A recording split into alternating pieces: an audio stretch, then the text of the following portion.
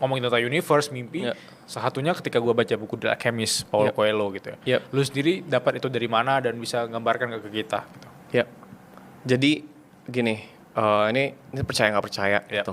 Tapi menurut gue orang-orang yang sudah spiritual awaken bisa relate sama apa yang gue omongin gitu.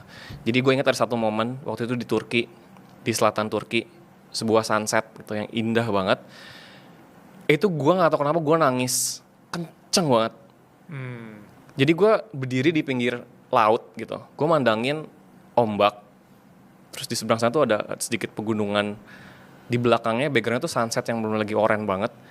Tiba-tiba gue nangis, mulai dari pelan-pelan, lama-lama tuh kenceng gitu, kayak seolah gue ngerasain sesuatu gitu.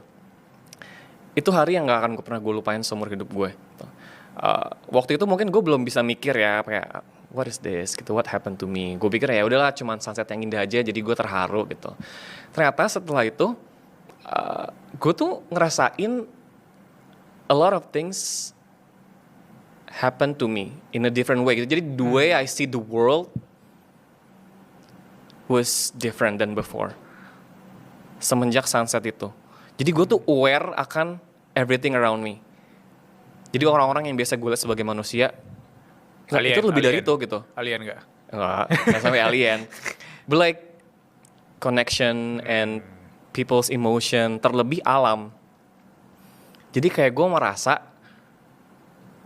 alam itu berbahasa gitu. Semenjak hari itu, nggak tahu kenapa, tapi gue ngelihat semua tuh jadi berbeda. Kayak gue ngeliat matahari, gue ngeliat awan-awan yang bergerak, gue melihat lekukan garis ombak itu berbeda. Dan gue kayak ngerasa I'm speaking to them gitu loh. Jadi akhirnya gue bertanya kan, nih this is really weird for me. Untuk orang yang nggak biasa kayak gini dan tiba-tiba kayak gitu. Akhirnya gue research di internet dan ketemulah kata-kata spiritual awakening. Spiritual awakening. Jadi saat lu tuh terbangun dan menyadari kalau hidup itu jauh lebih dari yang biasanya lo jalani gitu. There's more to life. There are like the universe that is speaking to you. I don't know, I sound crazy, but I know I cannot really relate to a lot of people, but I hope some of you guys can relate ya.